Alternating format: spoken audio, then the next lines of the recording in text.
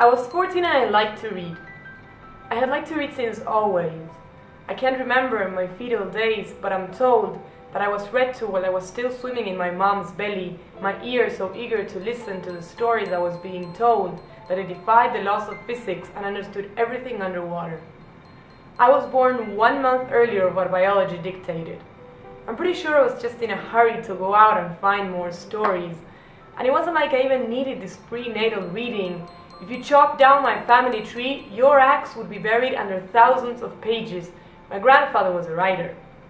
My mom could be one, and I'm pretty sure that instead of placenta, I fed on ink, like a small literary vampire. So when I was 14, I liked to read. I had discovered the wonders of the world of witchcraft and wizardry beside the broken boy with a scarred forehead.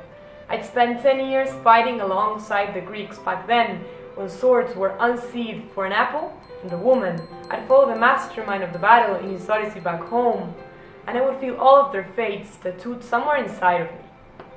But when I was 14, my language teacher came into class one day and asked us to buy a book. My mom would shriek with happiness when I'd tell her that we had been asked to get Farenheit 451. Farenheit 451, the temperature at which book paper catches fire and burns. My memories after reading the beginning are fuzzy, too ecstatic. I found myself suddenly halfway through the book, savoring words like they were candies, reading at a pace of 50 pages a night. I just couldn't help myself. I needed to keep reading. I needed to keep getting shots of the heroine that was Clarice. This dystopia became my utopia. A literary perfection I hadn't dreamed existed. Perfect for being made out of the most humane metal possible. Perfect for being the best brushstroke of the future to paint the present that I had ever seen. Literature struck my central nervous system like a bolt of lightning. I listened to the sound of thunder, sparks lighting up my neurons, words becoming bridges, zigzagging all over my brain, reaching that point like a pinball. That point that said, "This is for you. Literature can be yours." And so my bowels hurt whenever a book was burned.